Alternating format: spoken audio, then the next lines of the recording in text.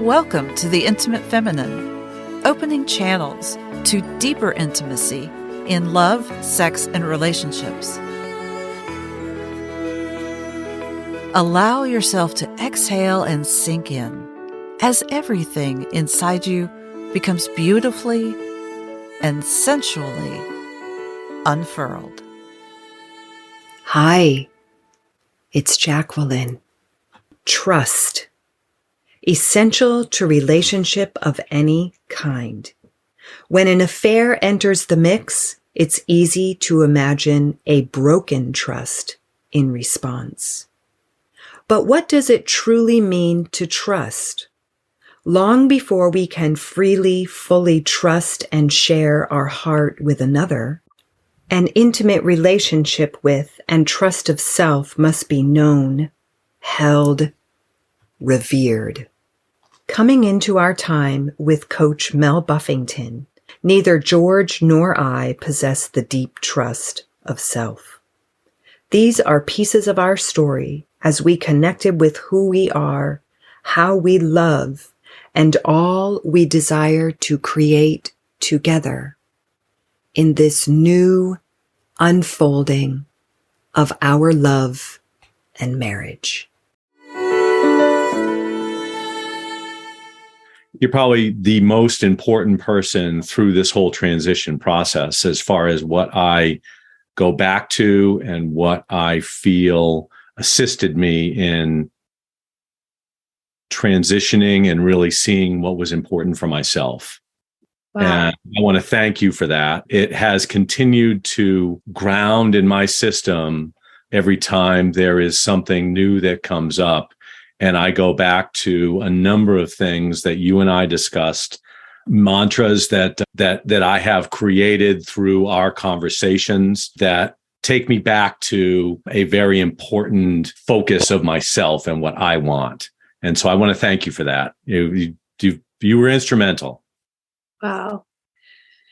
Thank you for sharing all of that. And so sincerely in the beautiful way that you do. I mean, it's not beautiful. It really is this deep truth of masculine energy. But thank you for all of that. That's really, really meaningful for me. And I'm so happy that I was able to, facilitate you becoming who you came here to be, that you were already on course for. But to be a support in that and to witness that has been an honor for me. And so it's my absolute pleasure to hear that and to have been a part of your life. Thank you. Thank you. So for everybody who is listening and tuning in, we sort of have already begun the conversation. This is Jacqueline Robinson for the Intimate Feminine podcast. And today I am joined by my husband of 30 years, George, our first public live conversation. And in addition to George and I talking a little bit more about what we have been through, we have invited honored and beloved guest to our space today. And that is beautiful Mel or Melissa Buffington. And we entered Mel's world. Mel entered our world in January of 2021. George and I were just a year after everything sort of broke open in our marriage and relationship. I listened, I was scrolling Facebook and Mel was speaking live.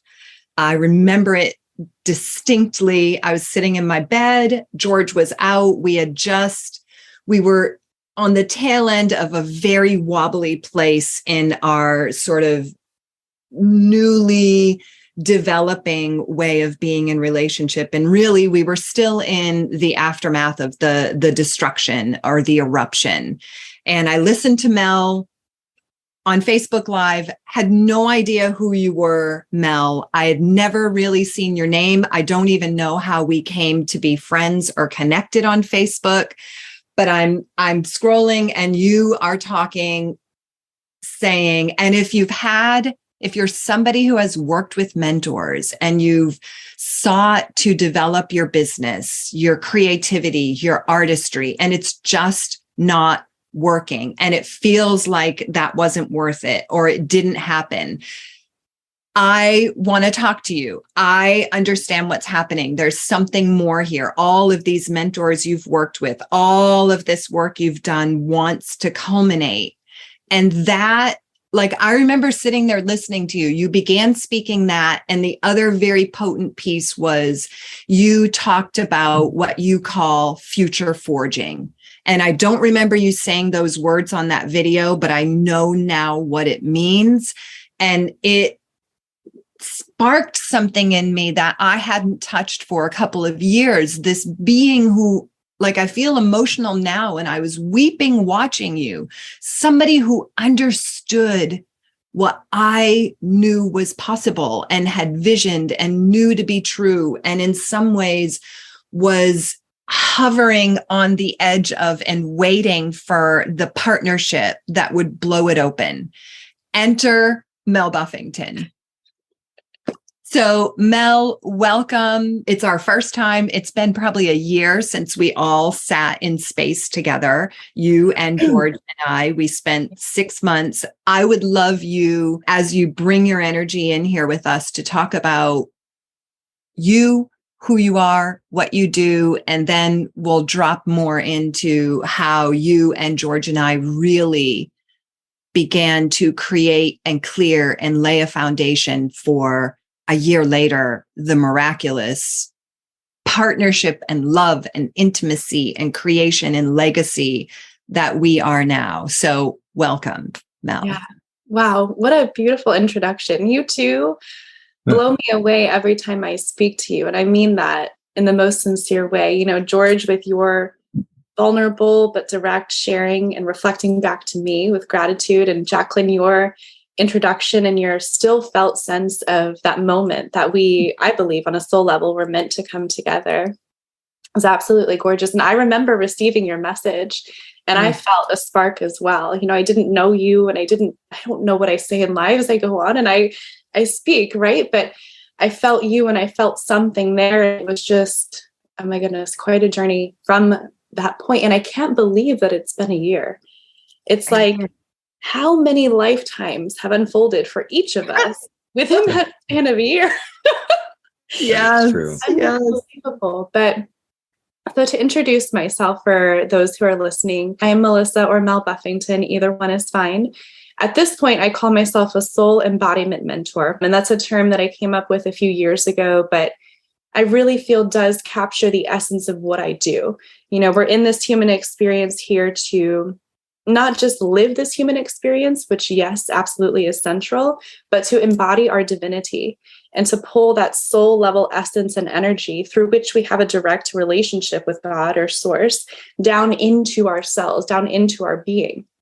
And it's a very disruptive process.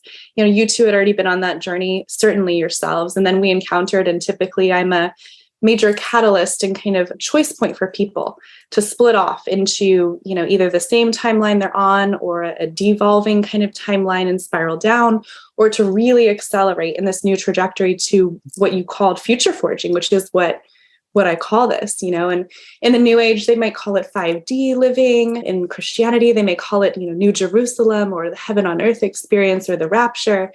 But essentially what it is being so immersed in the present moment that you are creating something that's never been created before, and going about doing that in a way that has never happened before. So you're literally on that leading edge where time and space meet, and allowing creativity and creation to flow through you, this human, this vehicle, this vessel for your soul, and for, you know, God's work or the divine's work that wants to flow through you into the world. So you're walking on a path that has never been carved before.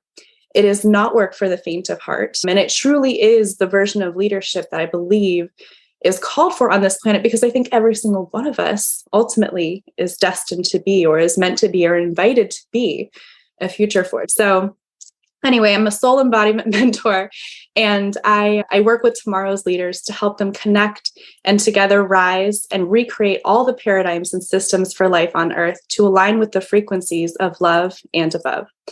And what we do is a global mission. It's the evolution revolution, and it is about birthing those systems and paradigms outside of what I call the matrix.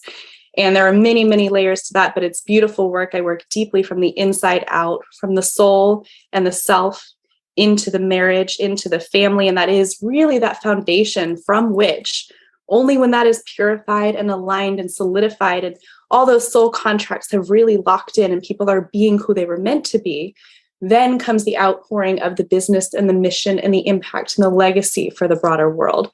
That is that center point, that energetic sphere, if you will, that is amplified and magnified out then through everything that you do and every dollar that flows through your family and through your system. So that's essentially who I am. And I'm excited for this conversation to see where this takes us. I am too, because you and I have stayed in contact since our mentorship, that container was complete. And we are colleagues, we are friends, we are women who deeply connect and relate to each other. However, this is the first time you and George are reconnecting. And in me, everything you said is so true, because a year later, we sit here and so much of what we talked about with you, now we're watching it begin to blossom and happen. And it required us deepening in and what has changed in the last year and the pivot points we've come to choose, as you said, to choose. And so I would love for myself, all of my listeners will hear very much from me about all of this experience. I would love to hear more from George and somewhat of George and you sharing a dialogue, because there's so much I watched shift and change in him during our time and since then that I know has roots in what you brought into our world. And I would say too, George's openness and willingness to choose something different, because well, you speak, babe, you speak, you say it. Sure. So, really to kind of back up for a moment, I came from a very, very traditional environment, very traditional career. I was a banker for 33 years. So I was in the establishment. I was very, very traditional in how I saw life and how I commitment and how I saw marriage and partnership. The masculine demand goes out into the world, leaves everything out there in the world, and then comes home and really literally has nothing at that point. And that really is not sustainable. It's very draining to the relationship. And you continue to think that you are doing it all for the family, for your spouse, for your partner, but it only focuses on the very materialistic part of what our life has become. And it was a very challenging place for me to embrace change. There were a number of things that had transpired that had indicated that life wasn't as perfect as I might have perceived and assumed that it was. And it required me to look inside of myself. In the case of coming on board and meeting you, Mel, and establishing our connection with you, I will remember to this day the night that I came home after Jacqueline had spoken with you. And I saw this light inside of her, this excitement, this just exuberance.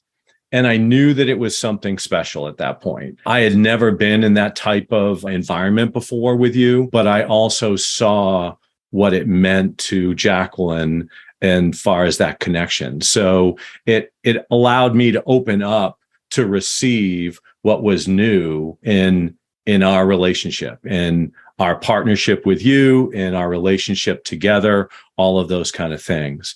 I go back to one of the first, I want to say, mantras that you provided to me, and I still use it today. I have a couple of them that I literally tape up on my mirror in my bathroom when I'm getting ready in the morning. What has gotten you here suddenly is what prevents you from getting to the next place.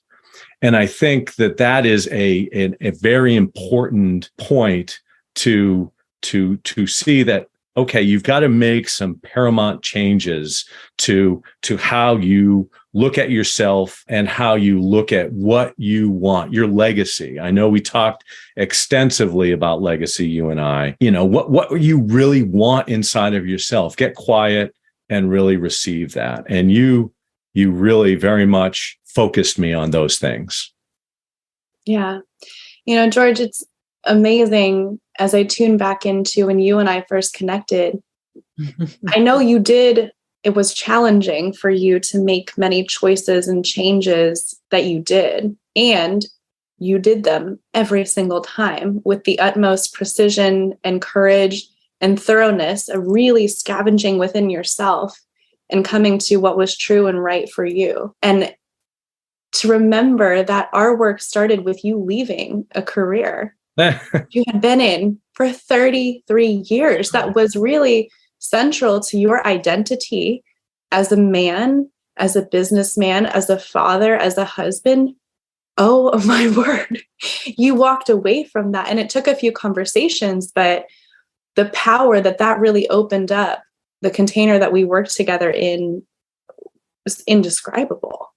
And everything that unfolded from that point was laid on that foundation of your courage and your decision. I really think that was in tune on a soul level to move into what your true legacy was, which wasn't this traditional role, as you mentioned, of, creating a beautiful retirement account and, checking all the boxes to make sure kids are well enough and wife is happy enough. And all of that's fine on one level. But as you referenced in that mantra, once we reach a certain ceiling, I use a Russian doll metaphor for this. Like once you reach the outer rims of that identity that you're living within, you have to shatter that and blow it up and walk away from everything that you knew and were in the quest of what is unknown.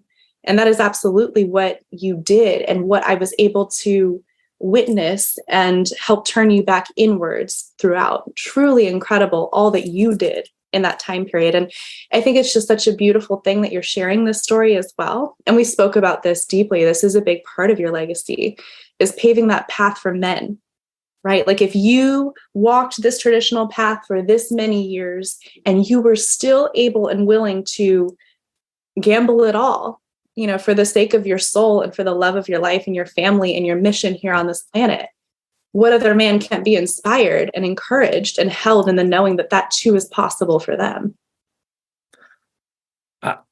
I believe strongly in it for myself. And if that illustrates and provides an example for other folks, then I am extremely happy about that. My focus has been inside myself as to what I truly wanted at the end of the day. Did I want the career? Well, of course. Did I want the different value that presented? But it was all outside of me. It was not inside of me.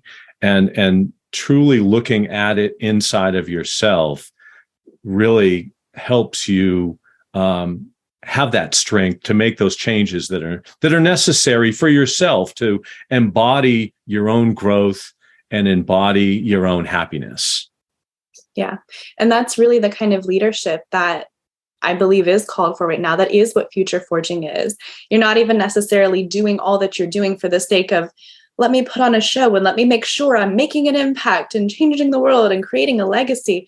It's only when you flip that on its head and you put yourself and your soul first, and then what you want and you need in your marriage and your kids and the layers built on top of that. That's the only way that I believe we really can facilitate transformation that is genuine for people at this point. Otherwise, all we're doing is creating a new identity of, I was this person, now I'm that person, now I'm that person. But now, and I'm curious about this for both of you, who do you know yourselves to be?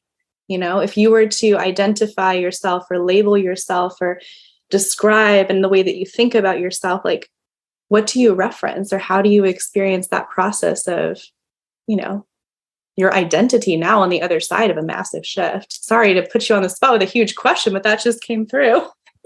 That's great. That's exactly what I wanted in the dialogue. It's just real talk and the realness of us all coming together again a year later, and the curiosity of all we opened and what have we run through our systems and have really proofed, as Michelle Chatham would say? What have we proofed? And I feel like we have proofed very much from all of what was open during our time with you.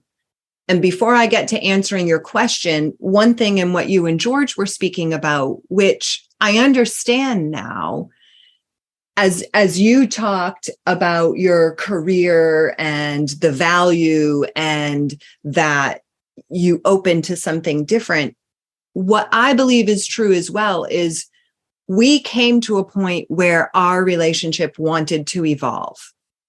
And all of what we went through, the experience, the telling of it, the sort of aftermath of 2 years, that kind of question. Okay, well, for real? Is it real unconditional love? Can you really stand in that? George, when you say that, can you really stand in that you're here because you love unconditionally? And Jacqueline, everything I have taught and opened and practiced and learned, I had it all inside of me. And here I'm getting to the answer for me to your question, which is to say who I am. I had it all. I believe that was right. But our whole consciousness evolution of the energy in that realm shifted, and the dimension of what was true was altered in my system. And I really then began to walk a path of living it. I knew it. I was connected to the field of energy, what a mystic is, what it is to be intimate, what it is to be. I had walked away in myself from being wife. I'm done with that. That's dry and empty and boring, and I'm not doing it. If you talk to me about wife today, it's a privilege. It's an honor. I want that space in my life. And I know without a doubt, I want it with this man right here. And I couldn't have told you that before. Maybe it'll happen. I actually didn't believe it would happen. So who I know myself to be, I am a woman who can walk through the fire and stand up on the other side. And I am also a woman who can sit down in the midst of the hell of it and allow herself to feel that and not become consumed. And I've also learned I'm a woman who, in the moments when George, being all the man he is present with himself and something gets a little uncomfortable in me, and I can sit and watch old layers of protection burn themselves out. I can be vulnerable. Who I know myself to be is this embodiment of Jacqueline, who I'm living everything I would have told you I wanted to live, including the one thing I always thought was missing, which was the passion and the sexual intimacy. And I remember distinctly sitting in this room in our summer cottage, weeping. You asked me what I was afraid of. And my fear was that I would die with it all inside of me. Yeah. I am a woman who will not, because it's all coming out. Yeah. Yeah. That's beautiful. And it just brings me back to what stood out to you from when you heard me speaking about a culmination point. Yes. Right? Like you had done so much work, you had discovered who you were. And it's interesting, as I was watching you, so much of your motion was here around your head as you were talking about the knowing of things, right? So it was that shift from kind of the knowing, and maybe it was trickling down into your being and your body and your essence, but now it's really pushed through your system and through your life and flushed out everything that is not true and is not in alignment with who you are, which was correct. And you knew that then. But Yes. to walk through, as you said, the fire of letting that burn up you and your life and the layers of protection and the marriage and the roles and all of that is the courage, is the leadership, is the path that leads you into this space now that I'm so thrilled to hear you describe. Like everything that I wanted to live, I am now living. That's what it's all about, you know, especially for the feminine to be so raw in that desire and so uncertain of the path forward in that. And then to be sitting and standing and living in it, in the richness of the present moment, no longer seeking and searching and feeling broken and empty and incomplete, and in ways letting the masculine buffer and bandage that, you know, you're now your own sovereign, complete self within your body. Beautiful. Yes. Thank you. Thank you.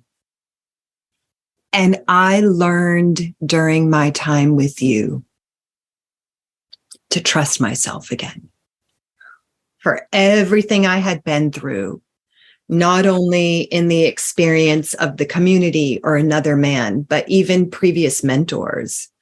I learned how to trust myself again. And to trust myself, I've always seen the interweaving of two threads: the imprinting and the trauma and the pain body, and the truth and the wisdom and the genius and the gold. And I knew many years ago I was beginning to unravel and separate them. I would say I trusted myself then, but in a very different way. Like it's like a I trust myself. I trust. Yep.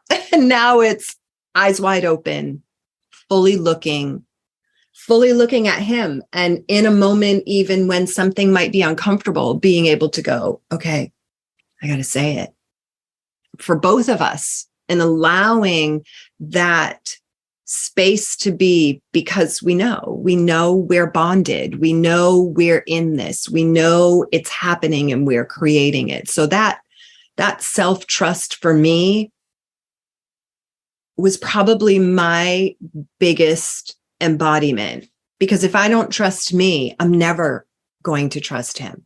It has to be. And that's for both of us. This last year, especially, has been, okay, right here, even when there's some tension here, right here. And then we're right here. Yes. That really brought tears to my eyes when you talk about the self-trust piece. You know, I'm somewhat still in an industry that in many ways, unintentionally, and even while speaking the opposite, is leading people away from self-trust. Yes. And more into the offloading of their own power and sovereignty and knowing. And so I'm constantly watching myself, you know, and asking myself, am I doing my part in my goal to bring people back into themselves and into their soul and into that connection with God, source, the divine, and into their own trust and self-leadership? You know, that's the most important thing for me in everything that I do. And so to hear that from you is, it's a relief, but it's also, I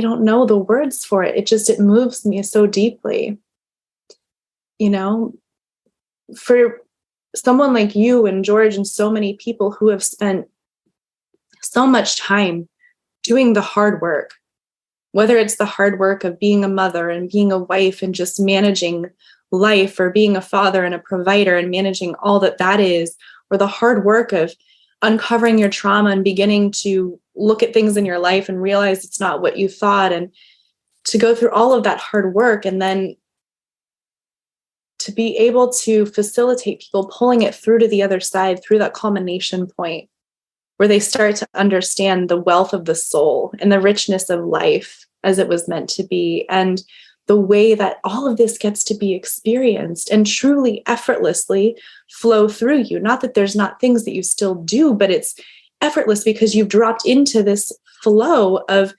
miracles and support, and just, it's a different realm of life. It's a different mapping of how humanity experiences life, on top of this world that is so known for the difficulties of the 3D world, you know? So I don't know where all of that came from, but it's just beautiful to hear that from you. And especially in knowing that was so much of my own journey, right? You know, to George's point of it wasn't my intention, to pave a path for men. But if that's happening, that's wonderful. It's the same for me. It was never my intention in my own journey to, what can I do with this in the world? How much money can I make with this in the world? That was never what pushed me forward. It was always my own finding and cleaning up and restoring that sense of wholeness that drove me forward. The trust word is so fundamental to all of us. I think, as a man, you really trust in yourself that you know what needs to happen in order to be the leader that your family needs, the provider that your family needs, the protector that your family needs. And so sometimes, at least in my experience, that trust in just myself is very narrow vision. And one thing that was so important in our relationship with you, partnership, my mentor, or your mentorship in mentoring me, was that there was a feeling of trust of what you brought to me. So it allowed me to open up to look at things in a different way. And not that it was all about what was in the checking account, or that the chores were all completed, or the kids were all properly supported in their education or their extracurriculars or all of that, which was all outside of me. It was about who I truly wanted to be in my relationship with Jacqueline, and what that meant. And not, a lot of times we have a vision of what we want to get to, and we get there, and it's not what we expected at all. It's completely different. And you work so hard to get someplace that you perceived was the finish line, to realize that finish line wasn't at all what you either expected or what you wanted. So it's important, at least in my experience, to continue to get quiet about truly what I want out of this life, and what I want out of this relationship, what I want out of this environment. And you were instrumental to that. It would not have transpired in the way that it did without the fundamental trust that I had in what you were saying to me and how it resonated inside of me.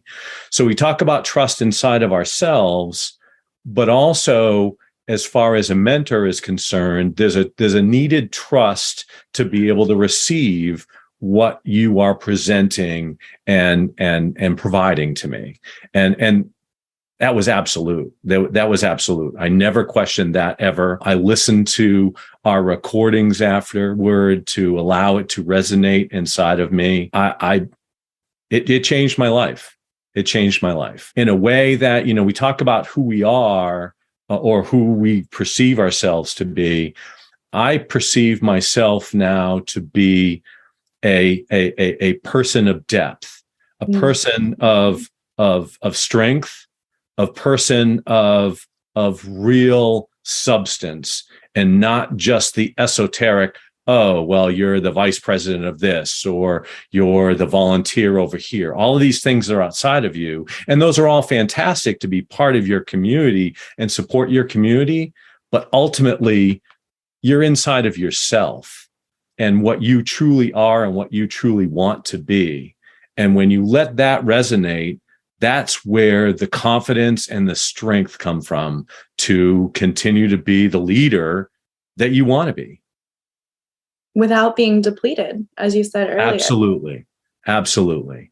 One thing that we had talked about was that I would go into work, and I would work for 10 hours and just leave it all there at the office.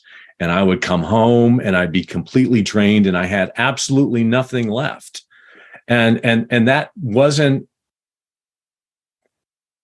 sustainable. It wasn't the word I'm looking for. It didn't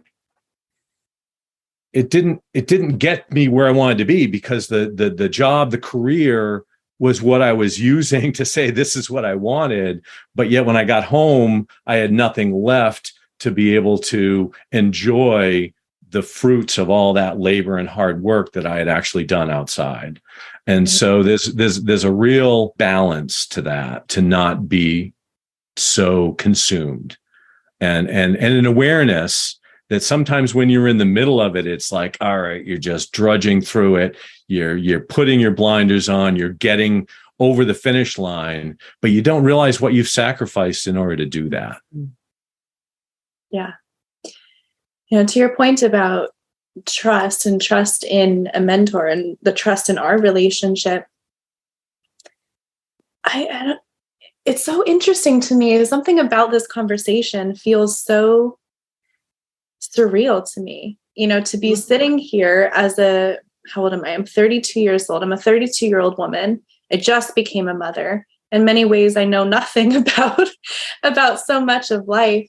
But to be sitting here in front of two people who've walked through so much externally and internally in life, and to be someone who is trusted and to be someone who can provide value and facilitate you all, moving into all that you paved the path for, to be in the world and to receive and to enjoy, to your point, George, like, it's indescribable. It's a gorgeous thing. And it's interesting too, what the other part about what you were saying, George, so much about coming back to what it is that you want, in your life, in your career, in your marriage. And I think it's such a open conversation for women about this, right? We're always talking about, we are the martyrs and we sacrifice and our needs are always pushed aside. And this is like, okay for us to discuss. This is something that, society is looking at.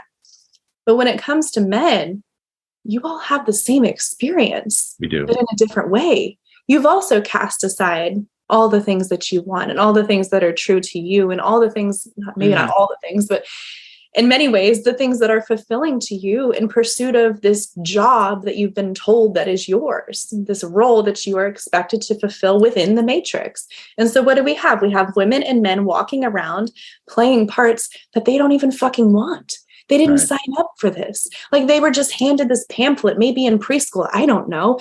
And here we are, we're all playing this game and living this show, and everybody's waving at each other and asking, how are you? Oh, I'm fine, thanks. And, closing the gate on their white picket fences. And nobody wants that. Right? But nobody wants that. Nobody wants that. And yet everybody is living. And as you say that, Mel, I don't think there are many people, unless they've watched my Facebook feed or been in our proximity for the last 2.5 years, who would ever have thought we have been through what we have, because we raised a beautiful family. George is a phenomenal provider. He's respected in the community, and all of that is real. And it ran its time out for us. The children were grown. There was no longer the need to have that family nucleus be the center of our world. That time was complete. And here we were, and no longer, to George's point of his mantra, no longer did what we had done work for us. It was very clearly now translucent. There was nothing behind it. There was not the foundation we would need to sit right here. I mean, now I listen to him and I'm weepy with the potency of who and what is inside this man.